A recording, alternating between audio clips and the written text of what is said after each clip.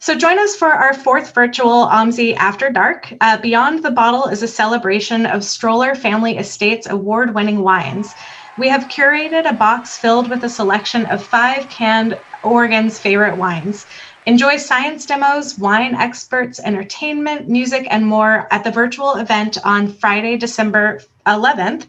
Tickets are $50 and are available on our website. And guess what? There's something that you can do to support your local community. We have some outstanding food and beverage partners, and I would encourage you to put the pub back in Science Pub Experience. So go ahead and order some delicious food and tasty beverages from one of our partners around the state. Tonight's event will be really similar to the other regular Science Pub programs that we've run. And for those of you that don't know what a regular science pub looks like, we will begin with an urbanism themed trivia game that is a warm up for tonight's talk. So at this point, you can grab a pen and paper to participate. After that, we will have a 60-minute lecture by Nico, Larco, and Becky Steckler. For the question and answer, you can submit your questions at any point during the lecture via comments in our live feed. We will collect them, and after the lecture, I will ask your questions to our speaker. If you enjoyed tonight's lecture, please do consider making a donation or purchasing a Science Pub pint glass. And don't worry, there is absolutely no pressure to donate. Our mission at OMSI is to inspire curiosity by creating engaging science learning experiences for people of all ages, backgrounds, to go sit and relax and get ready for tonight's great lecture. So here we go. We are going to begin our trivia. Today, this week's trivia is hosting one of our program developers at OMSI. Her name is Kathy Cornai, and she'll be joining us to play along live with you at home. So please give her a warm welcome or a round of applause. Hello, so hi, everybody. Kathy, how's it going? It's going well, thank you. Good. All right, it's really good to see you. What are you most excited to learn about in tonight's show? I am really excited just to learn about general transportation. I've always been somebody who takes the bus and just want to learn about how cities are impacted by transportation. Excellent. Well, we're very glad you could join us. So we're going to go ahead and get started with our trivia game. So again, grab a pen or pencil and paper, and you can play against your family. I suggest you make it a little interesting. Maybe you can play for bragging rights, but you could also play for who's like doing the dishes or walking the dog next or taking out the trash. You can make it fun. So Kathy, there are going to be 10 multiple choice questions. I will read the question out to you, give you some time to guess, and then we will reveal the answer before moving on to the next one. You feel ready? Good. All right. That's good. Excellent. So here we go. E-commerce sales represent 12% of all retail sales in 2017. How much is e-commerce forecast to account by 2023? A, 17%, B, 22%, C, 30%, or D, 50%? I'm going to go big with this. I'm going to go 50%. Okay, let's see if she's right. Oh, okay, so it is 22%. So according to BCG, which is Boston Consulting Group, e-commerce will represent about 22% of retail sales by 2023. The COVID-19 pandemic is accelerating online shopping trends, not surprising. And e-commerce sales were 58% higher in the third week of March 2020 than 1 year before. That's pretty impressive. All right, you ready for the next question? I am, yes. All right. How much did transit ridership in the United States decrease between July 2019 and July 2020? It was certainly a lot. I'm going to go 65% C. So, okay, so we're going 65% C, less ridership. Okay. Hey, good job, Kathy. All right, so it is 65%. National Transit data found that the transit ridership decreased by 81% in April 2020 because of COVID-19 lockdowns. That's not surprising. Also probably a safe choice. In July, year-over-year ridership was down 64.9%. Wow, that's pretty intense. Okay, you ready for number 3? Yeah, let's do it. Ooh, what is a streetery? Is it a repurpose of an on-street parking or street for uses other than cars? Dining in the street? I think that's al fresco. Small business and employment strategy during the COVID-19 pandemic, or D, all of the above? First off, it's a great word. I think it's D, all of the above. Okay. Hey, yes. Over 170 cities instituted open street initiatives to move economic activities onto the street. Wow. While restaurant dining is one of the most common uses for streetery, some retail businesses are also moving their goods out onto the street. Yeah. Very neat. All right. Yeah.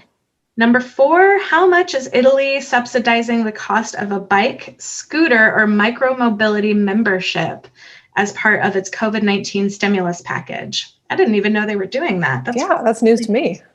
A, 20%, B, 40%, C, 50%, or D, 70%. How about C, 50%? Safe. Oh, all right. 70%. Wow.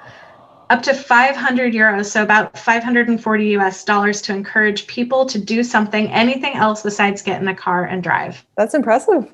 That's really cool. I like that a lot. All right. Are you ready for number 5? I think we're halfway through.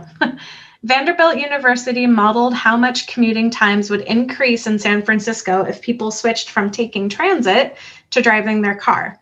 If 1 or 4 people drive instead of taking transit, how many more minutes will the average one-way commute trip take to the office?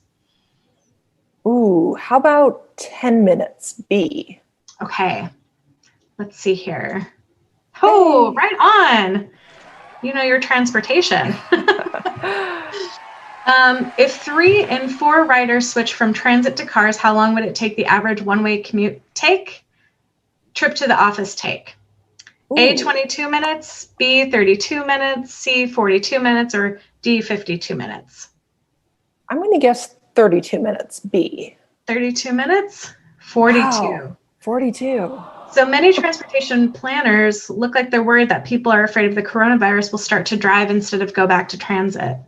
But dense cities like San Francisco show that we don't have room to add any more cars. I believe that. Yeah. Yeah, definitely. We can't move more cars in the space we have. No.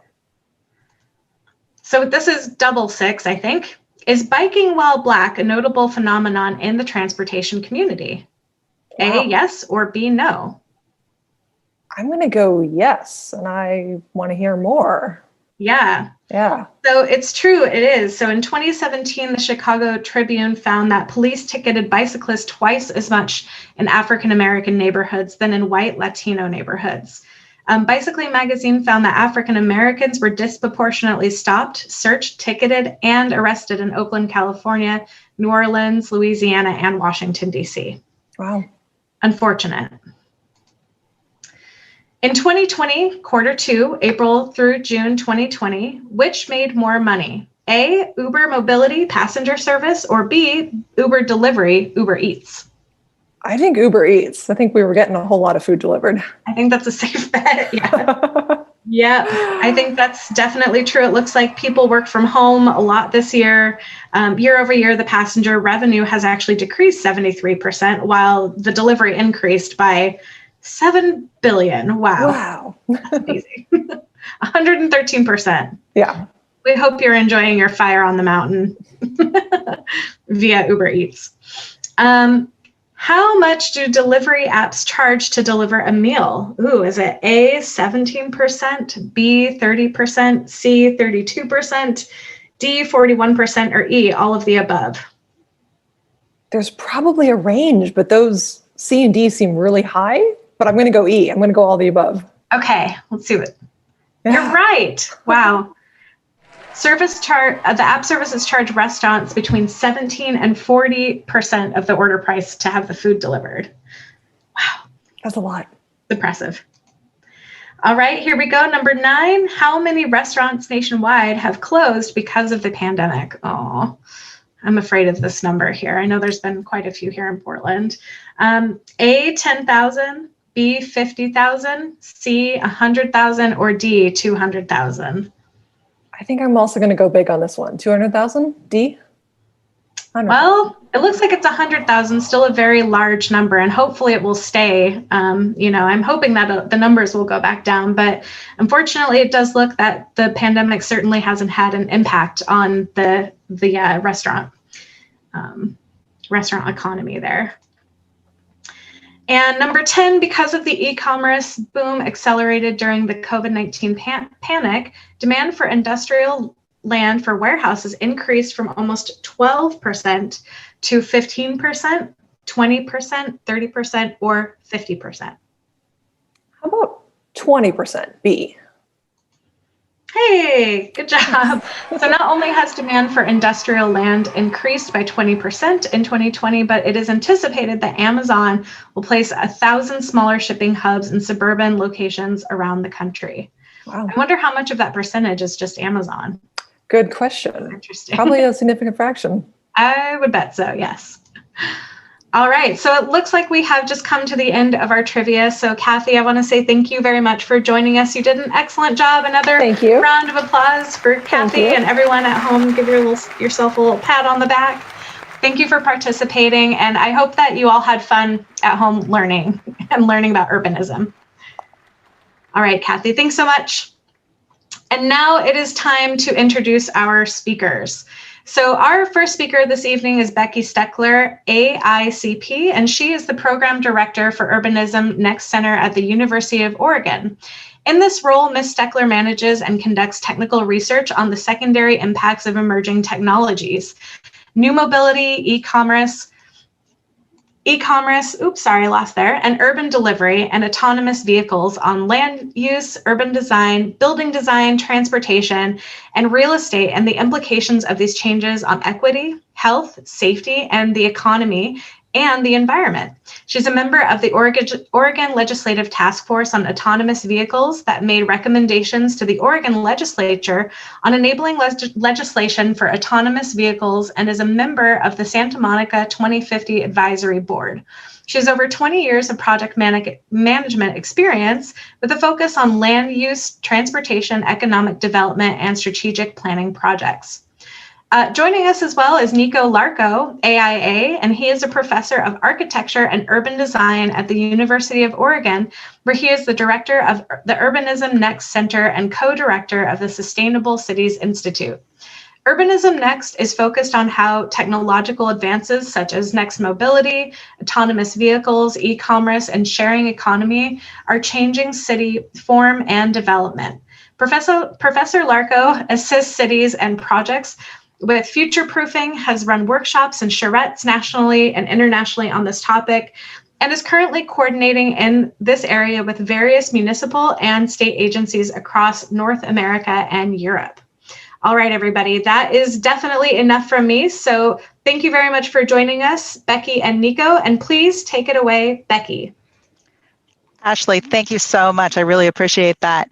I'm really excited to speak to folks on a Tuesday night here in Portland. And, you know, I'm a researcher at the University of Oregon, and I get to think about emerging technologies, especially emerging mobility technologies and how they're impacting cities.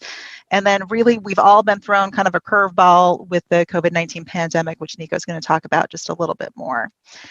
And Nico, you might have to forward that for me.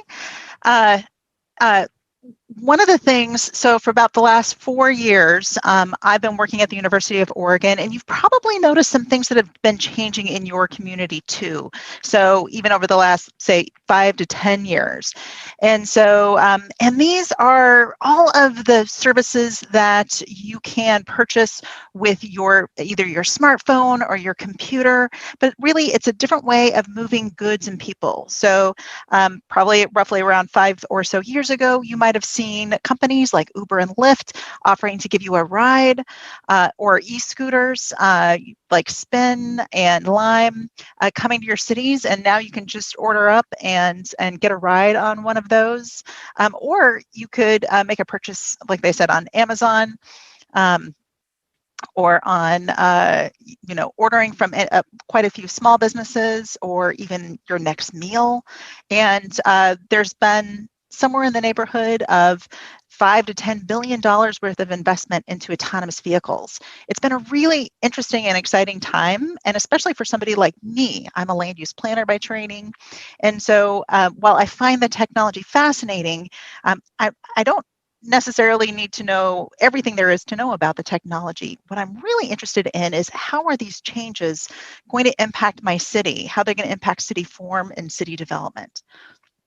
Next, so at the University of Oregon, we are studying we have what we call the Urbanism Next framework. And Nico, you can go ahead and turn to the next slide. And so we have these, what we're calling the forces of change. So things like new mobility, and really mobility as a service. And we're paying attention to what do those things mean for things such as parking. So if I'm ordering goods, I'm not going to the mall, and instead those things are getting delivered directly to me. But that means that instead of my car being on the road and driving and parking somewhere, that there's a delivery vehicle that's driving all around the neighborhood and making a lot of deliveries. So what does that mean for the total number of miles that are being driven on our streets? What kind of congestion does that create? And what does it mean if somebody else is doing the driving and I'm not? So we're really paying attention to a lot of those first order impacts, and really thinking about what do those impacts mean on things like land use? What about where people decide to live, where they're going to work? What about urban design and how close we put things together, or how spread apart we really are? What about building design? Are buildings going to actually start to look different? How we design them, where we put our front doors? Are we going to make sure that there's space in our buildings to get those grocery deliveries? Things of that nature. We're also paying attention to the transportation system and the changes that are there, and also real estate. What are developers going to be, really trying to promote? What are people really going to want when they're looking for the next place that they're going to live? And while all of these things are really fascinating, at the end of the day, we still ask ourselves the question, why does this matter? And there's some really good reasons we should be paying attention, because, for example, we should be paying attention to equity-related concerns. Who pays the price for these new mobility services?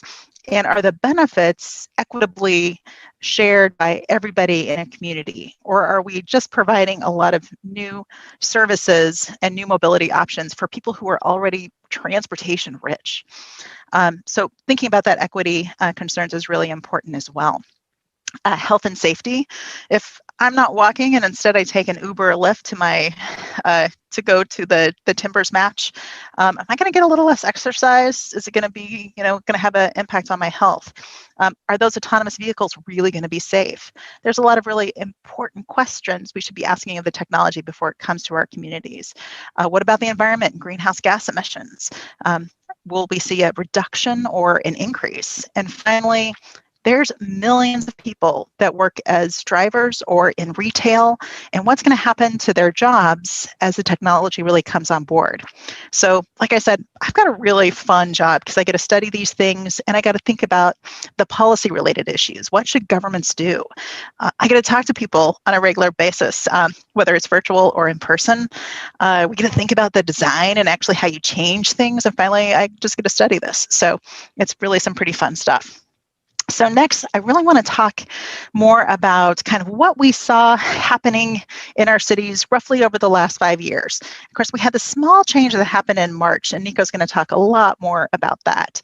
But just to kind of give you an idea of the scale of change that we've been experiencing, and that's just to look at some of the numbers. So in 2019, Uber and Lyft offered about 6.9 billion trips. So that's 6.9, almost 7 billion trips that people got a ride from somebody else and didn't drive their own vehicle. And often we'd see that those trips were places where it was difficult to park, or that they were going to go and drink and they didn't want to drink and drive. So we've seen a lot of growth even over the last 5 years or so. E-scooters were introduced in, I think it was 2018. But basically, in the first year, about 38 million rides were taken. And that was just in the first year. In the second year, it was over 88 million rides. So e-scooters have really taken on. They've spread all across the country. And a lot of people have found it's a pretty fun way to get around. And don't forget about autonomous vehicles. Like I said, there's about somewhere between $5 and $10 billion worth of investment going into autonomous vehicles. And there's a whole range of autonomous technology that's going into your vehicle right now. Everything from the lane assist to assistance in braking and things like that.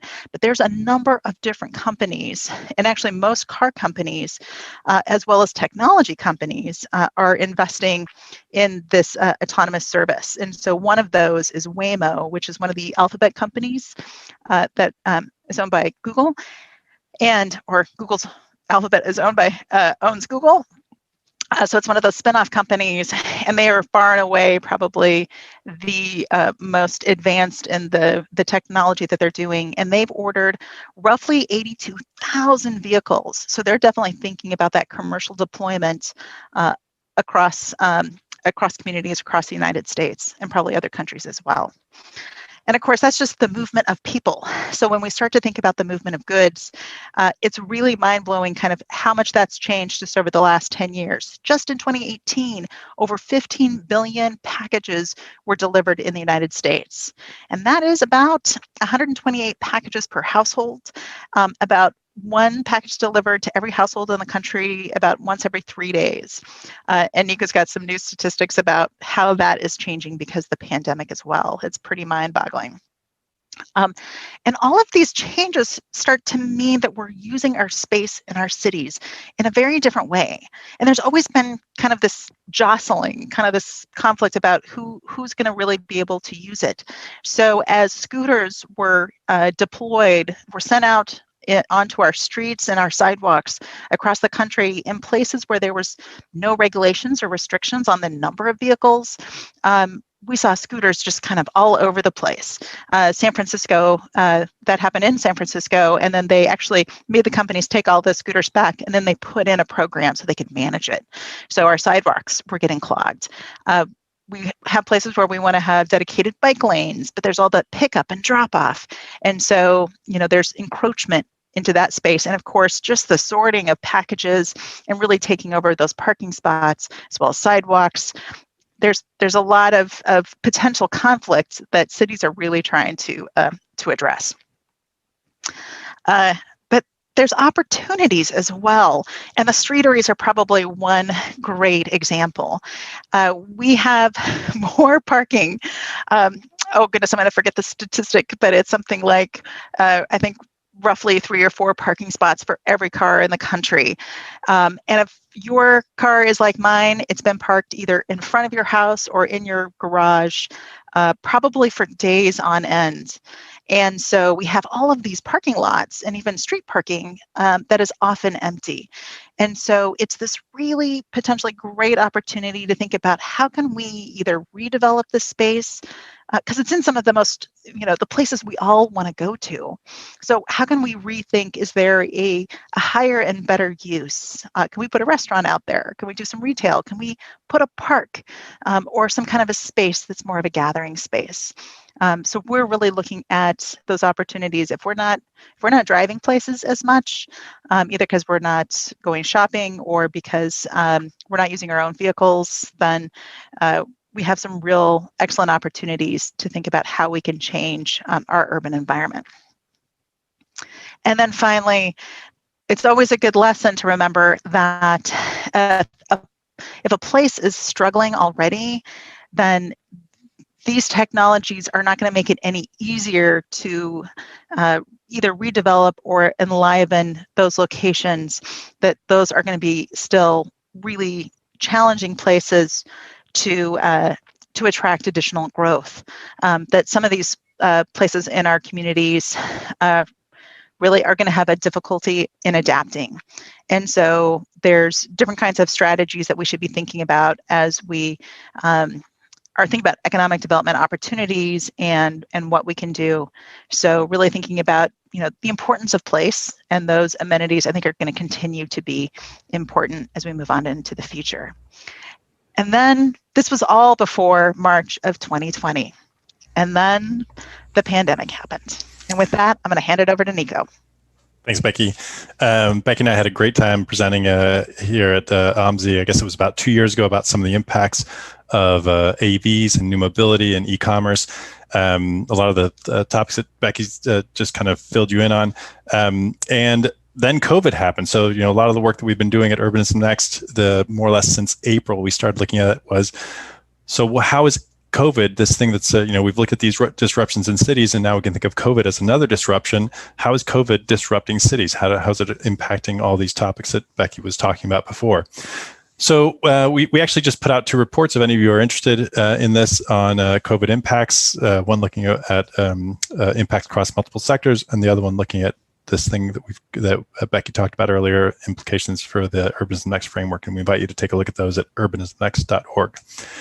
So I'm going to talk a little about some of the things that we're seeing. Now, prepare yourself. There's going to be I'm going to throw a lot of statistics at you. I'm going to try to make it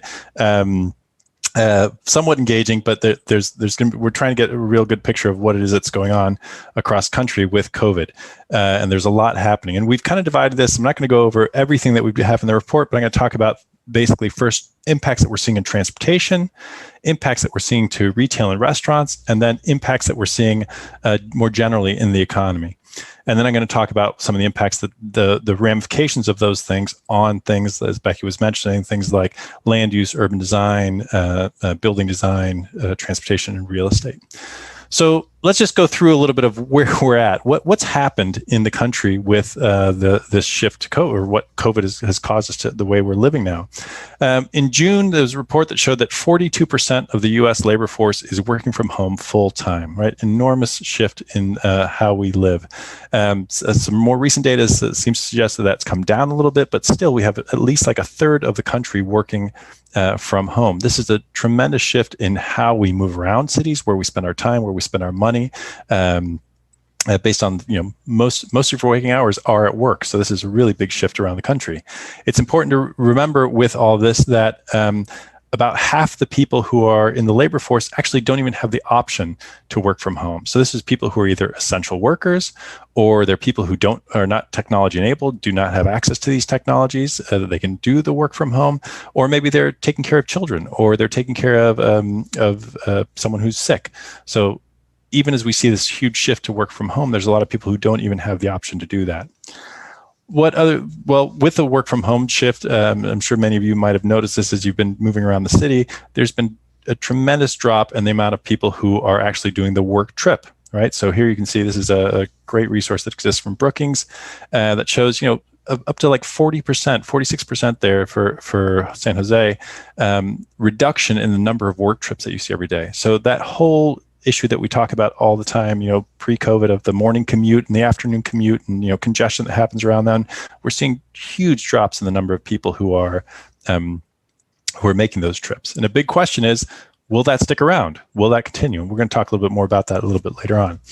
Overall, we're seeing reduction in travel generally. So even though we're seeing a lot of drop in the trips to work, we're seeing a little bit less of a drop, but still a substantial drop when you look all around. So people are taking more of the trips, around their neighborhood potentially, but overall we're seeing a 77% reduction from pre-pandemic levels of overall trips per week, right? We're just moving around less. We're at home more, we're moving around less. Interesting here for Portland, one thing that's really been booming over the COVID times is the use of bicycles. A lot of cities have seen enormous surges, more than 50% growth in the amount of bicycle use that's happening, especially places like Houston, New York City. I'm sure you've seen images of New York with bike lanes that are happening there, and huge growth in that. Bike shops are going like gangbusters, and there's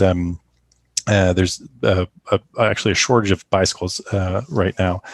Interestingly, the cities that, such as ours here in Portland, that have such great bicycle infrastructure have seen the least amount of change for that. So it seems like cities that already had good infrastructure and good use of cycling are not seeing that much growth. So Portland actually has seen a little bit of a loss. This is data through July.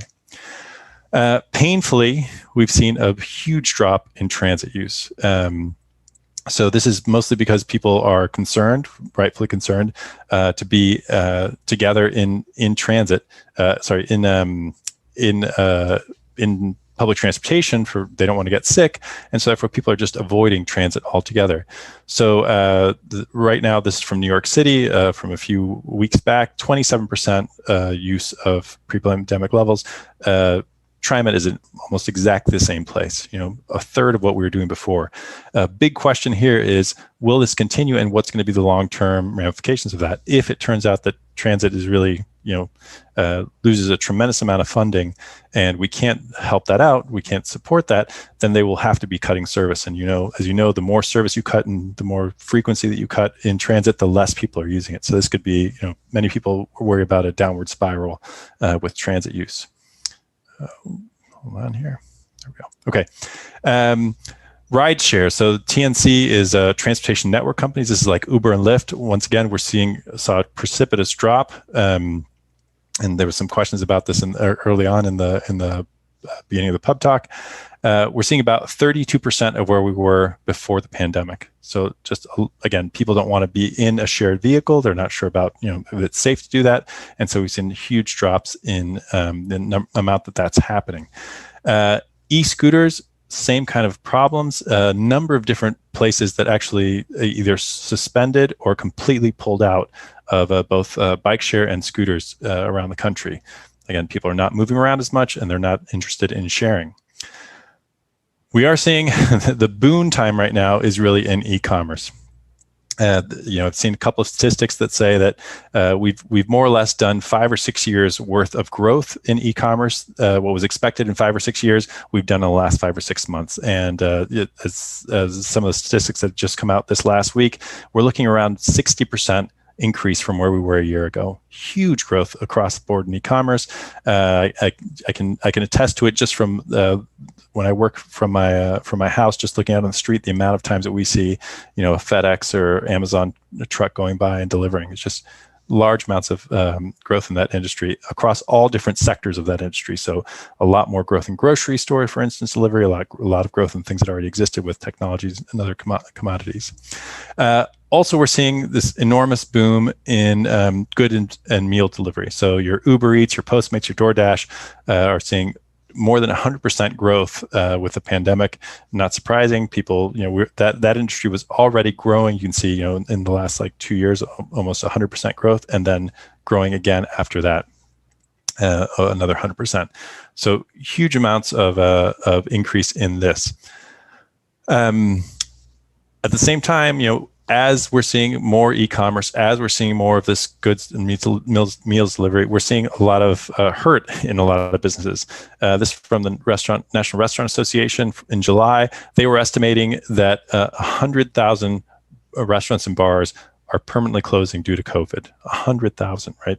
And that was back in July. So it's possible that we're much higher numbers than that. Restaurants are not businesses that can stick it out for a really long time. They're low margin businesses oftentimes. And so the idea of having really being either curtailed to 25% in many places of what they're usually allowed to have in the store, or moving the whole operation to takeout is really hurting a lot of these places. And we're seeing a tremendous amount of growth. Mostly small businesses are really, really hurting this.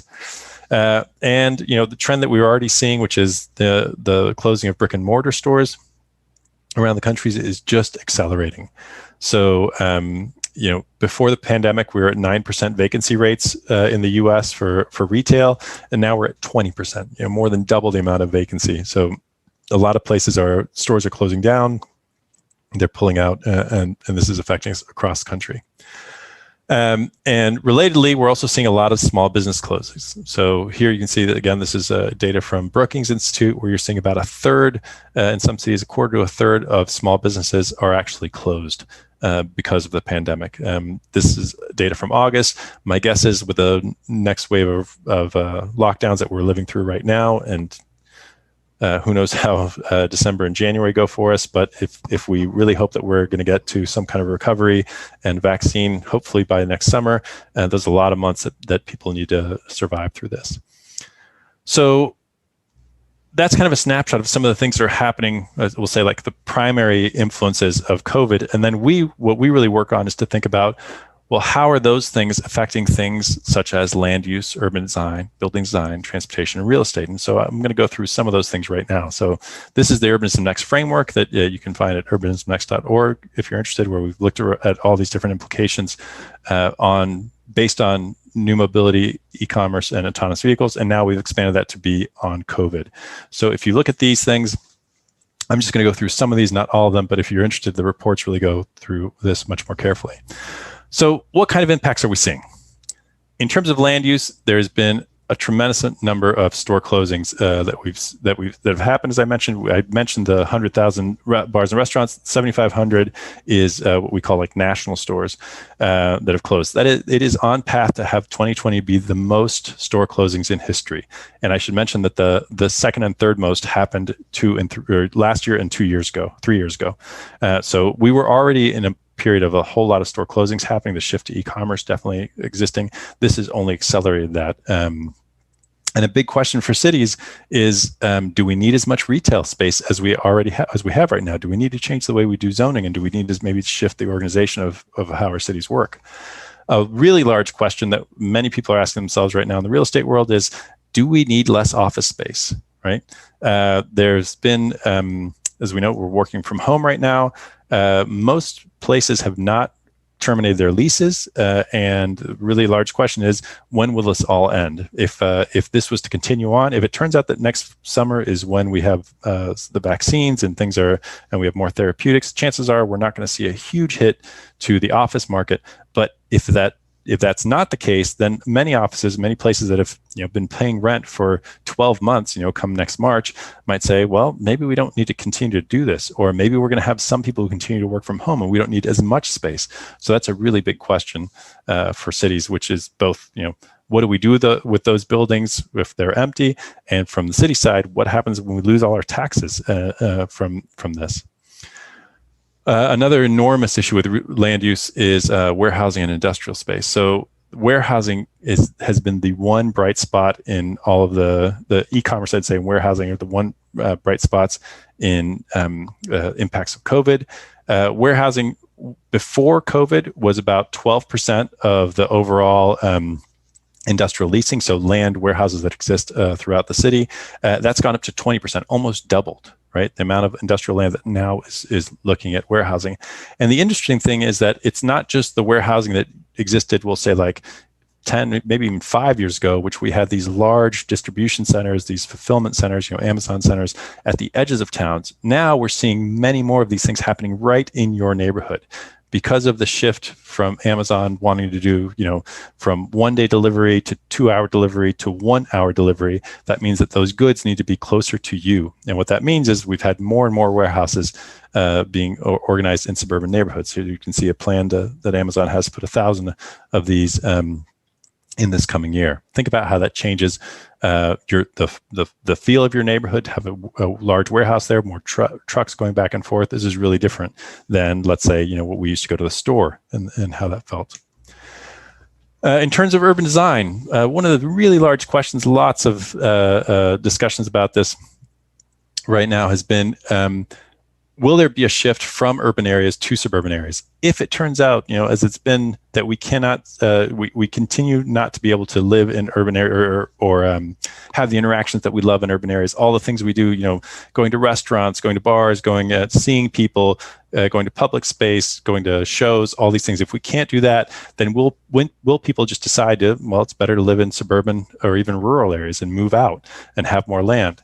And there's been a lot of speculation about this, and I can tell you that right now it still has not happened. So a great kind of analysis done by Zillow, which tracks home sales across the country, shows that the change in the number of places that are being sold and the cost of places being sold has not changed, has not varied between urban and suburban areas almost universally. Right, so almost everywhere we're seeing the same. We saw the same dip and then the same rise, and so we're not seeing this big shift from urban areas to suburban areas.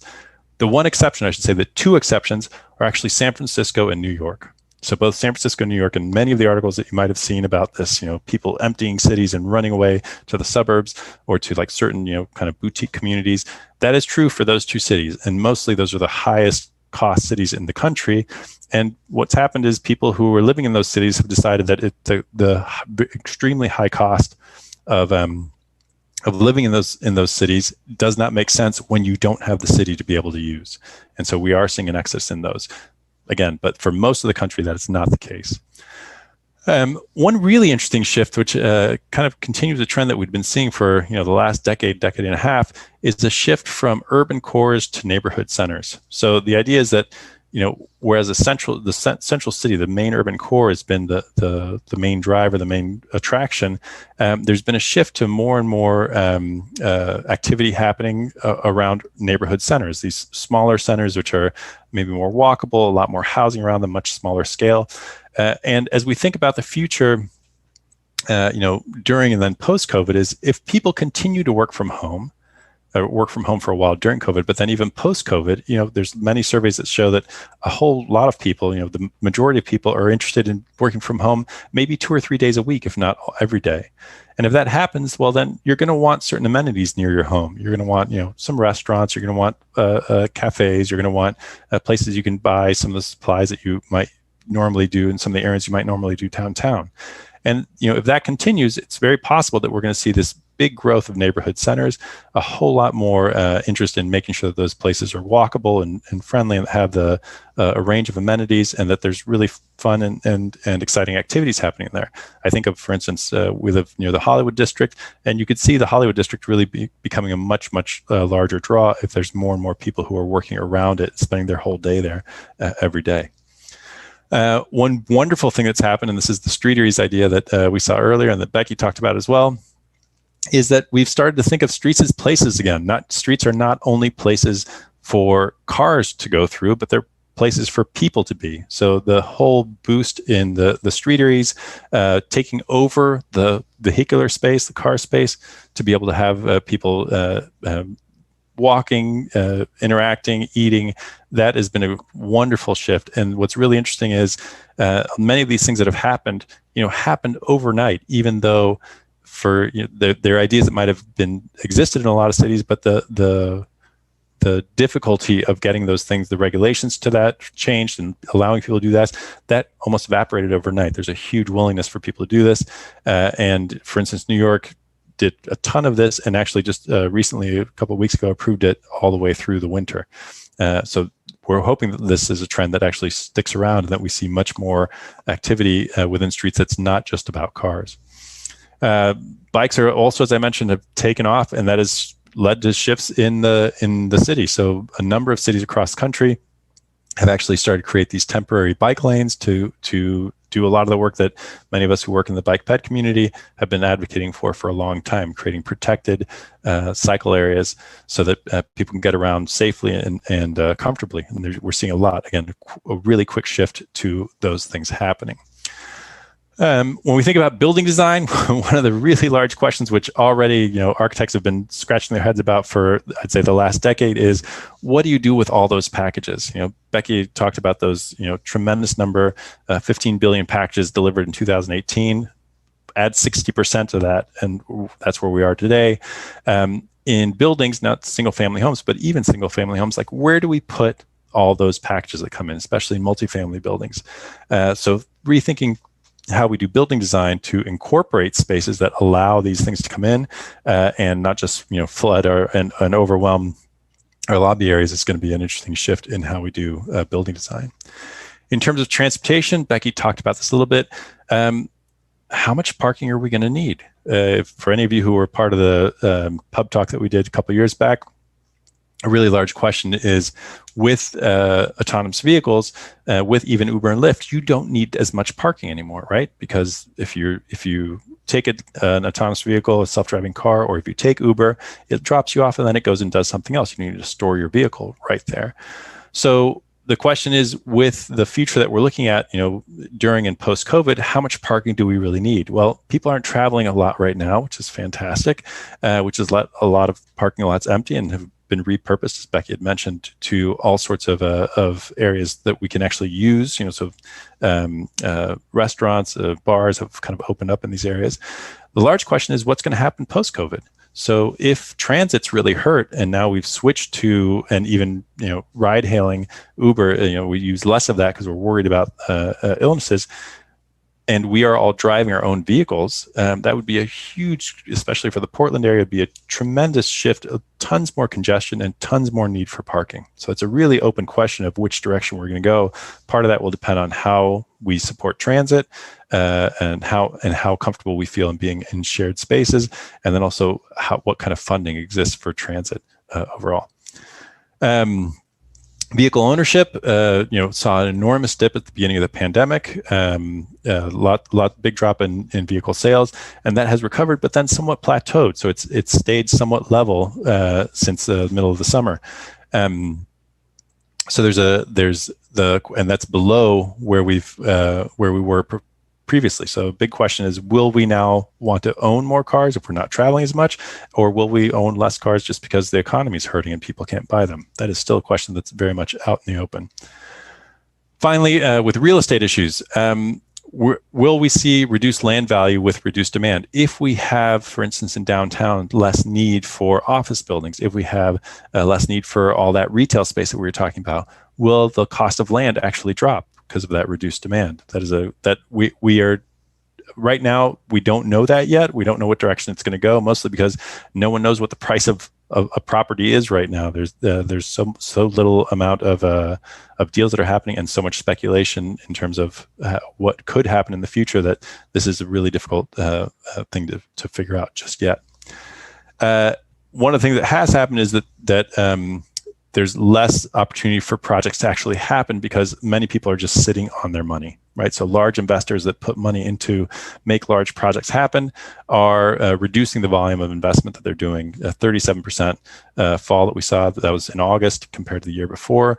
Mostly people just worried about what the future was. The worst thing for real estate and for a lot of businesses, just instability or uncertainty of what the future is. And we're definitely living that right now. One question is, like with buzz and vitality in cities, the last decade and a half, 2 decades has seen a large shift from commerce that was really focused on the commodity, let me go and buy that thing there, to retail that's really focused on the experience, right? When I can buy a glass, a computer or something online, why do I need to go to a place? Well, it's because we've shifted to not really going to stores for the purchase itself. We go there for the experience, right? And that has seen a big pause. It was growing tremendously. That trend was growing tremendously around the country, around the world, but that has seen a big pause now that we can't actually see each other and be with each other. Big question is how that will pick up afterwards. My sense is that as soon as COVID's done, we are going to have the roaring 20s again, right? Everyone was just going to be dying to see each other, spend time together, go to shows, go to movies, be in restaurants. So lots of opportunities for that. So one thing, though, we do have to think about is, as I've mentioned a couple of different times throughout this, is that COVID impacts are not necessarily equitable, right? When transit is hurt, people who rely most on transit, which usually are people more economically challenged people, and oftentimes people of color, are going to be most impacted by that. The idea of being able to work from home or not; those are not questions that are the same in different income levels. So there's lots of ways that COVID is not, the impacts that we're seeing from COVID are not equitable, and the longer term effects of that, I think, are going to be inequitable as well. We would definitely see that, for instance, in homeschooling and such. So one of the questions that we ask, which is really difficult to answer, is what's going to stick? We've talked a little bit about what we've seen happening right now. How much of that's going to continue to exist after COVID's gone, which hopefully will be not too distant future. And one thing that we say is that even though we don't have a crystal ball and we don't know exactly what's going to happen, not knowing everything about the future doesn't mean that we don't know anything about the future. So there's a number of things that we can think about, a number of variables that will help us decide what's going to stick after COVID. One of them is really just the length of time that we're in this pandemic. So the longer that we're in this, the more that we start to organize our habits. We were just talking with my family that we're in month 8 of this, and many of the things that seemed completely crazy and bizarre that we were doing now seem absolutely normal. That's true for everything from working from home, kids having school at home, to doing so much more online shopping. So the more time that we're in this, the more these habits start to get formed, and the more that the chances are that how we're living now will be impacting our future. A big shift as well is that a lot of entry barriers have been overcome. So for a really good example is with e-commerce with grocery shopping. Grocery shopping, e-commerce has exploded during the pandemic, right? People don't want to go to grocery stores, don't want to have direct contact. It's not that this is a revelation that this model didn't exist before, but now a lot of people who had no experience with it were forced to try it. And that had like two kind of pieces. On the one hand, that initial first time trying it, that entry barrier was overcome just because of the force of COVID, because we needed to do this. Well, once that's overcome, you can't put that genie back in the bottle. And if people really enjoy that, if it's working well for them, the chances are that'll continue to happen. And on the other side of that, with the same kind of idea, is this business model maturity. When we first started doing a lot of the e-commerce delivery, the grocery store delivery, just as the pandemic started, it was a little bit of a mess. Businesses were not used to the volume. They were still working out their processes, still working out how to make everything work. They've worked out a lot of those kinks now. And so things are much smoother now. So a lot of the early kind of startup learning that companies are doing, they're doing much better with that. Additionally, there has been and will continue to be a whole lot of consolidation happening across this world as well. So many small businesses are going away, right? They're closing because they can't survive economically, and those larger businesses are either just picking up that space or are buying a lot of those businesses. So we will see a large shift in the kind of the landscape of how businesses work. Big question that's going to decide what sticks is some large decision points. And I think this is a really important thing for cities to be thinking about. When people decide, should I buy that second car? Or when people decide, should I move and where should I move to?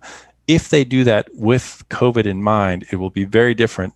Those will have long-term implications. So if I decide, I can't use transit right now and I really need to buy this other car, having that car, once COVID's gone, having that second car will really change our transportation patterns. So the more that we make kind of these large life decisions, and owning a car and where we live is really large, really big ones, the more that we're going to see those impacts afterwards. There's some timeline thresholds as far as there's decision points. For instance, should I renew that lease, right? That will have longer impacts. So the longer that we're in this, the more that we'll make decisions that start to have kind of these end time horizons, and will have continued impacts. And finally, this idea of a continued fear of future pandemics. If we continue to worry about there being another pandemic, well, I think all bets are off, and this will have ongoing, the things that we're living right now will continue to exist. I'm really hopeful that doesn't happen. That's not something that we have to deal with. And then I should say, finally, what really is going to decide what sticks is a lot of the policy decisions that we all make, with our governments at the state, local, and the national level. Those decisions will decide how it is that we support transit, that we support, small businesses, that we support retail, that how we figure out how we make taxes work. All those we're really going to have be big decision points in deciding what sticks in the future. So that was a lot of information for you. I hope that wasn't too overwhelming. I hope you got a sense of what's happening and how things are being impacted by COVID. I will say, if you're interested, urbanismnext.org, we have a website where we've got a lot of this information. We have something called the Nexus, which talks about all these kind of impacts that new mobility, AVs, and e-commerce are having on cities, what the technologies themselves are, the impacts, the broad implications, and what you can do about them, a whole lot of resources around that. We've put together a whole lot of resources around COVID-19. We have a couple pages on that, and been working on some things internationally as well. This is COVID Mobility Works. And then with these two reports that I just mentioned, that if you're interested, you can find more information on that. And that's at urbanismnext.org.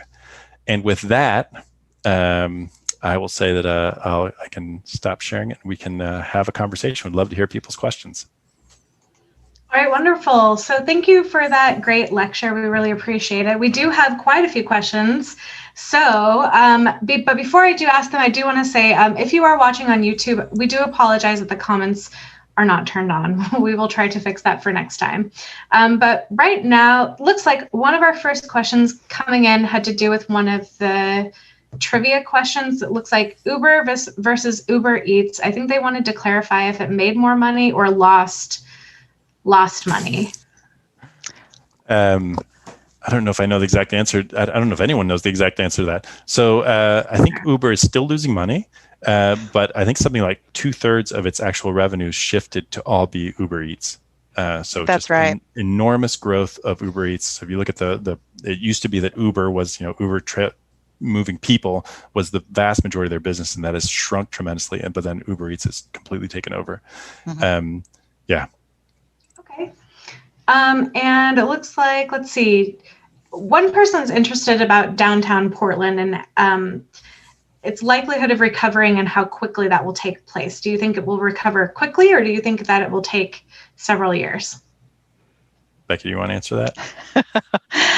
I think so much remains to be seen, especially in, when a vaccine is available, and then when companies actually then, really move a combination of things, when they move their workers back into downtown, as well as, when are we going to feel comfortable again going to restaurants and bars and going to see the Timbers and, going to movies and being, in large groups in public, because that's what downtowns really are all about, or, large number of people coming together for commerce and for jobs and for recreation. And so, if, there's still a lot of decisions, and I don't think anyone really, knows exactly how the vaccines are going to roll out. They're probably going to go to the first responders first, and emergency personnel, and then vulnerable populations. So it might still be a rollout in the kinds of people that actually get those vaccines, and then how quickly we then kind of go back to really, being around each other in larger groups. So I think it's still going to take a little time. Yeah, I'll say I'm optimistic. I really think this Roaring '20s thing. If you told me that all of a sudden it was safe, oh my goodness, I would be downtown in a heartbeat, and I would be going to the Timbers game and just people watching. Oh my goodness, just to sit out and watch people go by, right? I think if anything, one of the things COVID has showed us is just how much we love being around people, like how much it hurts to not see people every day. And so I feel like as soon as things clear up and we're able to be near people, as Becky was saying, as soon as we feel safe doing that, I think that we are going to be flocking to these areas, and I think it's possible we'll see a huge kind of urban renaissance. The big question will be, what condition are those cities in?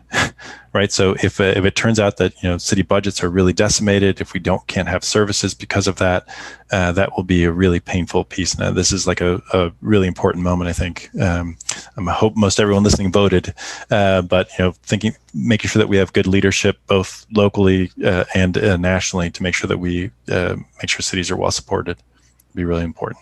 And this next question also kind of piggybacks on that. So it's what do you think? And I was curious about this too. What do you think would happen to those retail locations or those office locations? This person wants to know if you have any idea of what they might be turned into, or if they might be, demolished and turned into green spaces, or perhaps a warehouse, as we were saying, at least for the suburban areas. What do you think is the future if people don't come back and inhabit those spaces like they once did? Is there going to be something new? Yogurt shops everywhere, maybe? We'll see. I'll start. Ahead, I know, Nico, you'll have more. It is a really fascinating topic. And I know actually we're hoping to put together a webinar and actually discuss this. But one of the possibilities is definitely thinking about, there's still such a demand for housing for people. And in so many places around the country, housing is still very, very expensive. And so you have these opportunities, especially like at malls, and there's a number of malls that are on the verge of bankruptcy or are really, they're seeing some of their major tenants declare bankruptcy. And so there's a number of places around the country and different developers that are looking at those very large parcels and saying, we can really do something big. And they're close to transportation, they're close to major roads, or in downtown locations. Like they're actually in some pretty good places. So, but if it's not residential, it could be some of those Amazon fulfillment centers or distribution centers. Like, how can you get, the goods that you want in 2 hours, as close as possible to the customer. And so, so there's it's really looking at where's the demand. Nico, you've got some other ideas, I'm sure. Yeah, no, I think that's right. It's exactly on point. I think retail is like the place that's going to see the largest difficulties in all this. Huge amounts of store closings, as we said, that we've been seeing for years, and now it's just going to be accelerating. The good thing we'll say about retail is those are typically large empty shells, which you could redo, but also sometimes it might make more sense, even for sustainability reasons, to just tear the thing down and put something else there. A lot of retail property is in great locations in terms of like there's places where there's lots of people that go near it, and centrally located. And so the opportunity to maybe redevelop some of these things might not be such a bad idea. The difficulty is going to be the transition. So the time between, from when the store closes down to when we actually decide what to do with it to when the thing gets built and opened, those are going to be really painful for communities, and we need to figure out how best to maybe think about temporary uses that we can make happen. And cities should be thinking proactively about how you can facilitate, make it easier for those transitions to happen. So maybe we need zoning that is not only allowing commercial in that area, but allows a range of other things. I think that's going to be really important. Right. It makes me think of some of the buildings, I believe they're in Singapore, that are they're like partial green spaces, partial retail spaces, and partial, housing spaces. Be really interesting to see some of that come in Portland for sure. Yeah, Right. I'm really curious too about, those opportunities to take over, especially parking, and really activate kind of outdoor space, and how much more of that, like I've got my fingers crossed that we see some of those trends really continue. And I don't know about you all, but I definitely know driving around our city here, I've seen a lot of really creative and kind of, I don't know, they're very whimsical, all of the things that people have put up. And I'm really enjoying kind of that outdoor space whimsy that we're seeing in Portland. I leave it to Portland, a very creative city to come up with those things. So I'm kind of hoping that stuff sticks around. I've seen a lot of really inventive ways to keep people warm and dry in the winter times. It's really interesting to see. Yeah, that's been absolutely great. Like I mentioned, like the whole I keep on saying it's like starting to use the public space as public space, right? The streets are public spaces. They're not just places for cars. I think that's one of the silver linings that could come out of this. Yeah, we will see. Let's see here. Going to another question. So I'm trying to parcel this one out. So warehousing, how does this scale with lost retail floor space / stock space? So it must be more dense. 5 retail to 1 urban warehouse that caters the same. Okay, so I think the crux of the question here is, do urban warehouses get a tax discount compared to retail floor space? Oh, that's a good question. Yeah, and I think basically what they're saying is that a warehouse needs a lot less space per good, we'll say, than a store, right? Obviously, because it's packed all in there. No idea about the tax implications of that, or what should be the tax implications for that. I'll tell you, cities will absolutely be looking at that, because warehousing, as I mentioned, it is the one sector that's like exploding in terms of real estate. Where everything else has either stalled or really dropped tremendously, warehousing has continued to grow a whole lot. And so I think there's a lot of opportunities in that to figure out, how it is that cities can make sure that they are continuing to fund themselves, and also, being reasonable about, there's certain burdens that will be happening because of these warehouses coming into more residential neighborhoods, and the implications of that. So making sure that you're collecting fees that can help you mitigate those issues, I think, would be important. Yeah, though, Nico, the question actually kind of touches on the whole premise that we have on how we fund our cities and government in general. So in Oregon, so much of what we depend on is property tax and income taxes. And so, and that's kind of what this gets at, the property taxes on warehouse or industrial land tends to be less than you would get if you were on commercial properties. Those properties usually cost a lot more, and so their assessed value is a lot higher. But in other places too, don't forget, almost every other state in the country really depends on sales tax.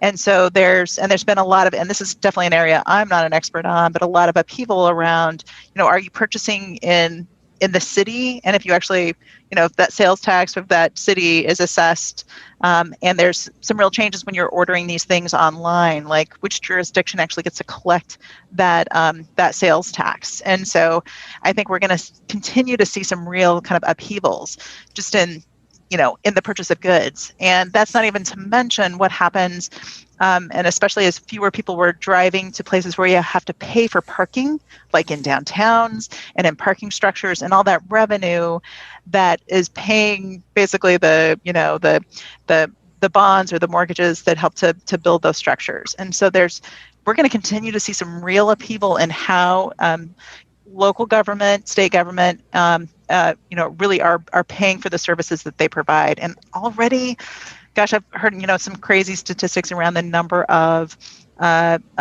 public employees that have been laid off because of the pandemic, and it's an astronomical number. I can't remember exactly, so I won't even try to guess, but it's been quite a few. And I think we're going to continue to see some of that pain, depending really on what happens at the federal level, in part. Excellent. We do have a few more questions, and for those of you still listening out there, please do feel free to insert your questions in the comments section, either on Facebook. And let's see, we have another one here. It says, with the persistence and increase in urban unrest, do you see cities being zoned and modified to be more resistant to damage from unrest, especially cities like Portland? Sure hope not. So I hope that the unrest that we're seeing is temporary, in part because, definitely the part where we're damaging things. I don't think anyone thinks that that's productive. But the more important thing is I hope that we actually resolve some of these issues that are leading to the unrest, and that it's not that we don't accept continuous unrest as like something that's acceptable for our cities. So I hope that we're really dealing with these issues and don't decide that the way to deal with unrest is to fortify. The way to deal with unrest is to deal with the root causes of that unrest. Good. All right. Well, I have some questions, a few more. So do we have any autonomous vehicle companies coming to Portland?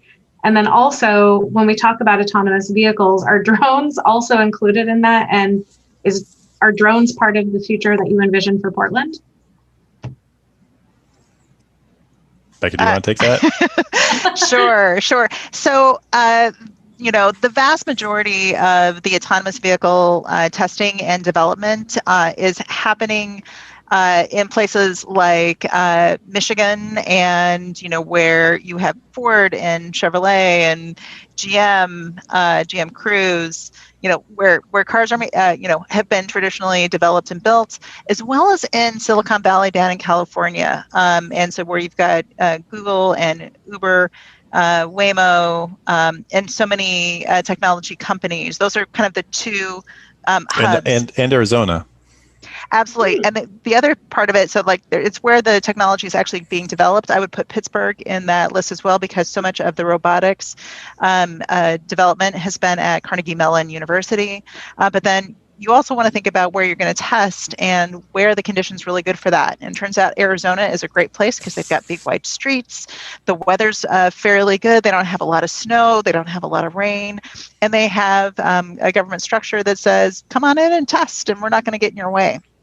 So Arizona has been a great place for that, as well as Florida.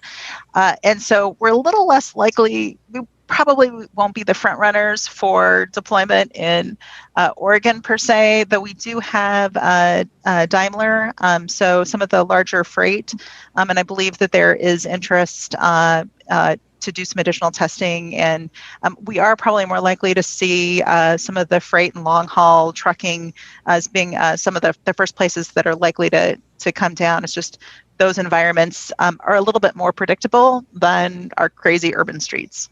And so I think that's where we're likely to see it.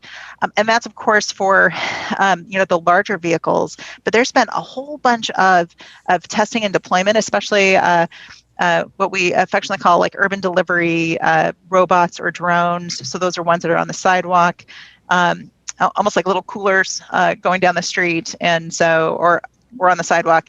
And we see, actually, I think at OSU in Corvallis, Starship has some delivery that they've been doing there.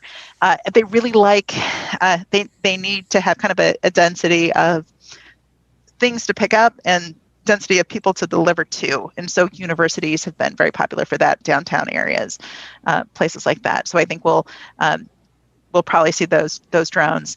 When it comes to aerial drones, Nico, I don't know if you've got a better sense from me.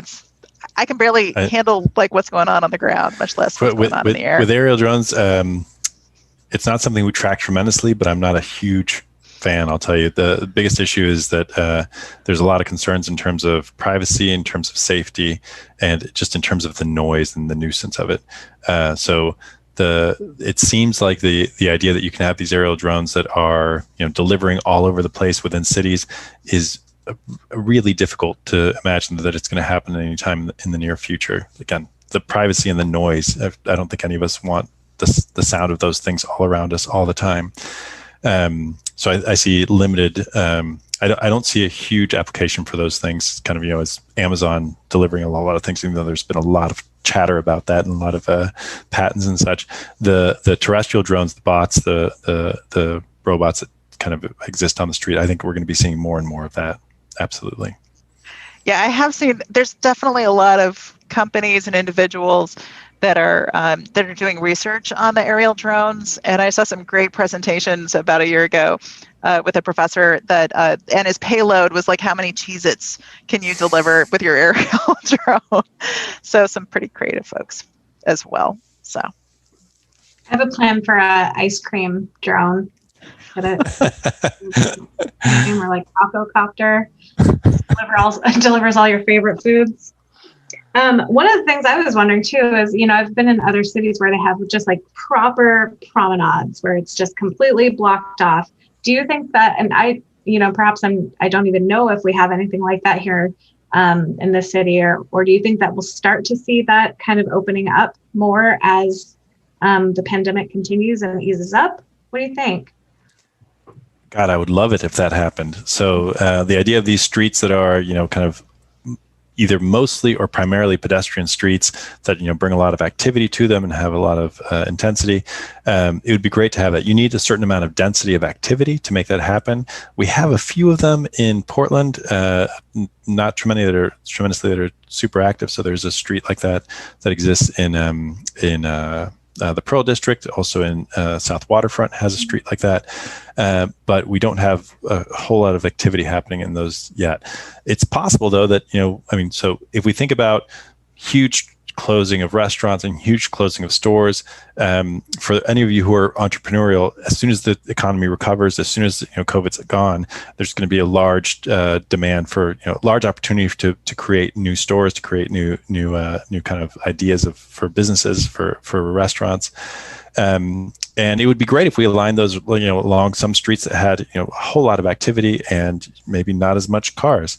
I will say that Barcelona just announced last week. So Barcelona has this idea of a super block where instead of every street being for cars, like it's every couple of streets is actually closed to cars. And these become these enormous kind of long promenade super blocks, they call them, with these long, local traffic allowed only, but mostly pedestrians everywhere. And they've experimented with that in a couple different locations in the city in the last decade. And they just announced that they're going to do it citywide, plan to do that citywide. So that would be a fantastic future. And, anything we can do to get people out of cars and walking, biking, and using transit is music to my ears. Nico and Ashley, I do want to say it's been really interesting to watch, so many cities around the country that have shut down streets, especially for recreation. We've been cooped up in our houses, and so you want to get out and go for a run and still be socially distanced.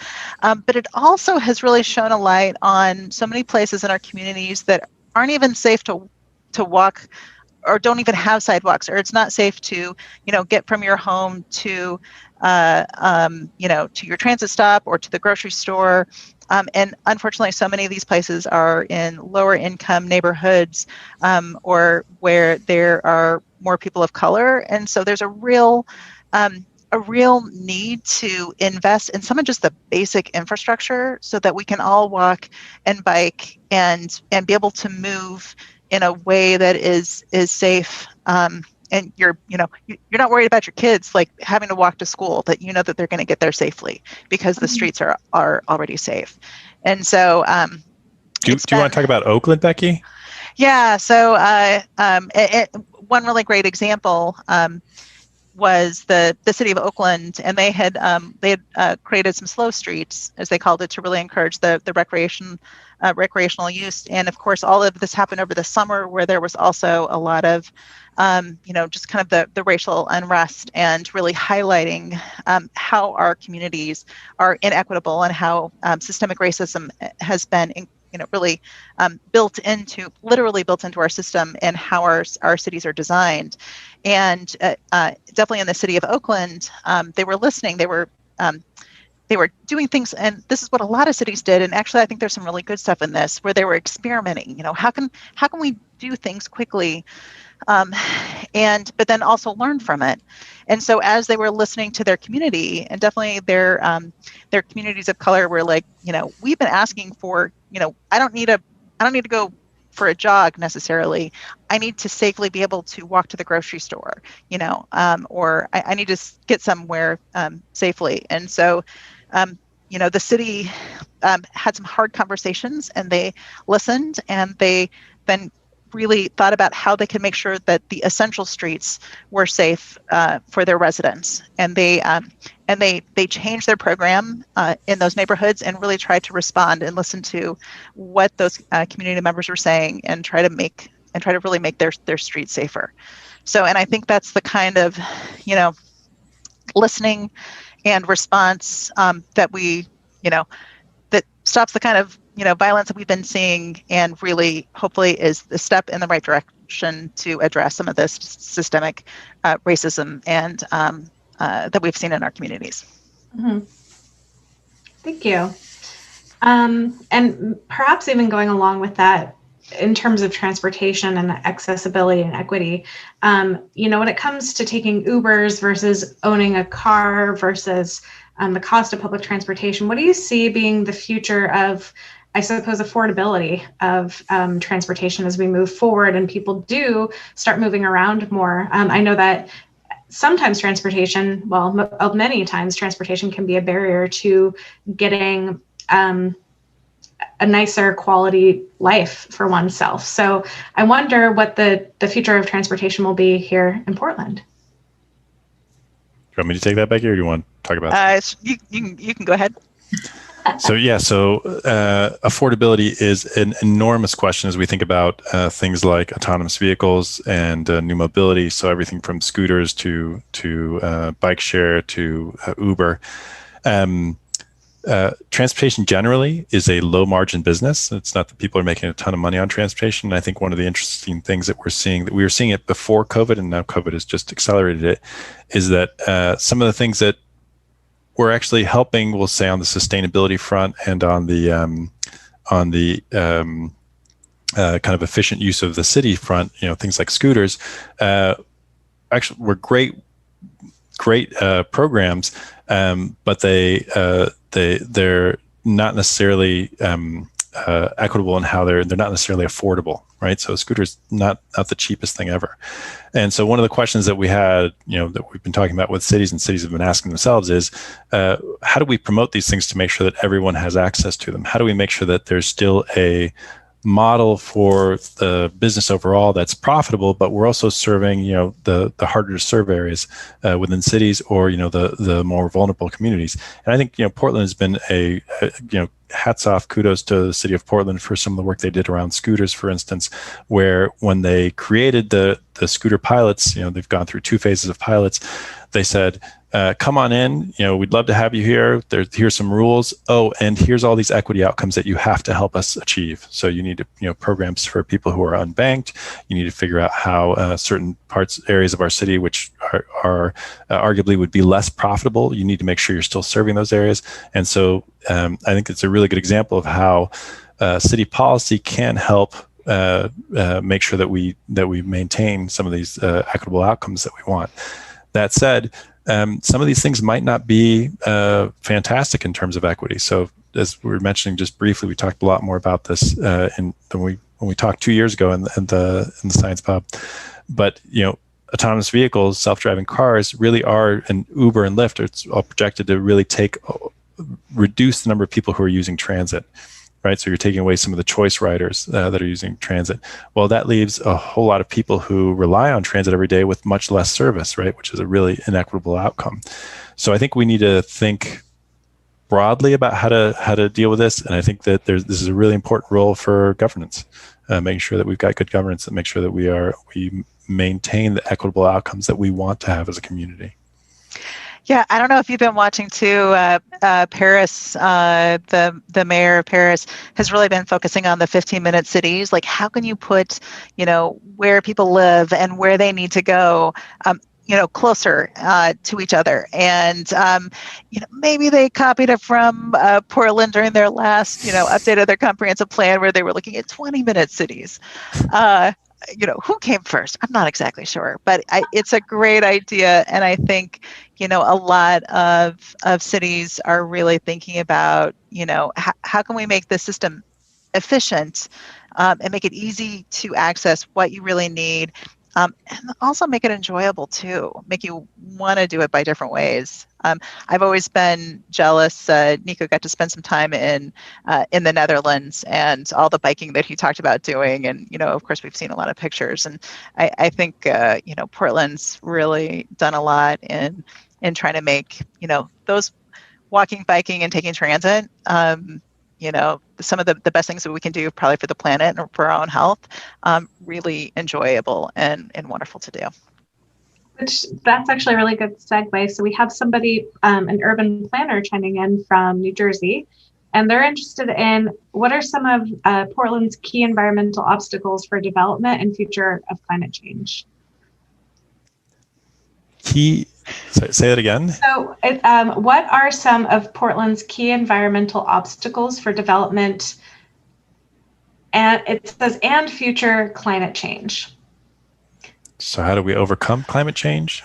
Well, perhaps I wonder if they just meant, what are your environmental obstacles and maybe developing for the future of climate change? I'm not quite sure if that's what they meant, but perhaps that's what they meant. I'm not sure if this really answers it. It seems like almost everything I hear about, or everything that we are working on these days, if it doesn't address equity-related issues, and if it doesn't address greenhouse gas emissions and climate change, it's like, why are we doing it? And of course, then it has to actually have, be useful to us and make our lives better, to actually help us, move people or goods. But it seems like those other two outcomes are just so critical. And I've just seen, such wonderful work from the city. It's hard. And there's a lot of different stakeholders with different opinions, from the business community to advocates to, people who care about kids, trying to figure out what really makes the most sense for a community. But these are great conversations to be having. And I'm really glad that we're focusing on them. And I have some optimism too, that we will do some really good and important work and really make a change that makes people's lives a lot better. I'm wondering. Yeah. Sorry. Go ahead. Well, I'm wondering, when I see that question, what comes to mind are things like streets that have which I don't know if this is, I feel like I just read things on the internet and then it like amalgamates in my brain. And then I just am like, this is a thing, right? Happens to all of us, yes. But essentially, I feel like at one point I read an article about, road travel being able to generate energy or to store energy to be able to use in urban movement of cars over it to generate energy. Yeah, or things like that. I wonder maybe if what this person's wondering if there are things that we're doing like that in the current urban development to be able to make our city more green. If there's anything that you know of, maybe. So I'm going to have a really Luddite answer here, because I think actually some of the best things that we can do for sustainability are some of the things that are not whiz bang technology things, right? So what would be great? Density is probably one of the most important things that we can do. Great transit system, great pedestrian system, great cycling system. I mean, those are, you don't need any technology to make those things happen, and they have a tremendous impact. So if I had to choose any of those, I would choose density. Becky mentioned that I was in the Netherlands last 2 years ago. I was fortunate to be able to spend my sabbatical over there working for a think tank. And it was kind of funny because, you're in the Netherlands, which is totally gorgeous and picturesque, and everyone's biking, and you look around and you're like, oh, this is so wonderful, so wonderful. Why is it that we can't do this in the States? And it kind of dawned on me, and I feel silly saying this, but that density is the key to everything. So much of what was possible over there with the cycling, with the urban form, with the way people live has to do with density. And in the United States, I feel a lot of what we're doing is constantly trying to figure out kind of band-aid approaches to dealing with the fact that we do not have the density that's required to have sustainable, to reach sustainability goals. So a lot of the things that we're doing are, how do I make less dense, more suburban, or even my central city, which doesn't have density that it should have. How do I make it, try to fix it somewhat so it's somewhat sustainable? I think if we can find wonderful ways of making density, right? So there's some density that feels oppressive, absolutely agreed, and no one should be forced into those things. But there are urban examples of places that we all go vacation to, right? That we would love to be in a city like that is just beautiful and glorious, and has great public spaces and great amenities. And I think that's really the things that we should be targeting. All right, very good, Becky. Anything to add on that? I think Nico said a lot. I always want to talk about parking. I had no idea before getting into my training as a planner that I would become so obsessed with parking. And so when it comes to kind of density, the biggest enemy is probably parking. And for anyone that might want to really geek out about it, I'm sure the planner in New Jersey is already familiar, and I'm really impressed that he stayed up, or she stayed up so late. The planner needs to go to bed. But there's, it's almost like the Bible of parking, The High Cost of Free Parking by Donald Shoup. He's a great writer and presents really compelling information about parking. And, I'm just a huge fan of rethinking our policies around parking and how it's really literally driven our dependence on cars. And by weaning us back from that concept and really kind of paying the actual cost, we can do so much more for our cities and make our cities so much more vibrant. That's where I always tend to go is what can we do about parking? Well, it sounds like, in talking to both of you, it sounds like you have a lot of hope for the future. It sounds like you have a lot of interesting ideas. And, it sounds like there's a lot to it's been a long year, but there's still a lot to look forward to. We have a lot going on and a lot of creativity that can come from such an interesting time such as this. So, absolutely. Yeah, very good. Yeah. Well, I want to say it looks like we are just about to wrap up here. So please, everybody at home, give a round of applause to our speakers. And we hope that you did enjoy tonight's event. If you would like to watch the video again or share it with your friends, please check out the video section of OMSI's Facebook page or your YouTube channel. And don't forget to follow us on Facebook, Instagram, and Twitter for updates on future events and inspiring content from OMSI. And I know I mentioned it at the beginning, but please do consider supporting Science Pub and making donations via the Facebook donate button, or you can visit omsi.edu/donate. Join us in the next 2 weeks on December 1st for a lecture about the 22nd century and its potential to hinder our society and civilization. Environmental changes and new technologies are changing in our individual and collective experiences at a pace unseen before. Artificial intelligence, pandemics, and climate change all bring risks that do have global reach, as well as deep and long-lasting local impacts. So how we can adequately address these risks and develop solutions likely to be successful? Join this talk with geographer Jamin van Dijk Hoek and complexity scientist James Watson to discuss the challenges and opportunities we face in the coming century with special focus on climate change. That's a nice segue, actually, to the talk that we had tonight. So once again, thank you to our partner, Celestream, for helping to make tonight's event possible. And as always, you can get more information on our website at omsi.edu. So thank you, everybody, and we hope that you have a wonderful night. Take care. Thank you all. Good night.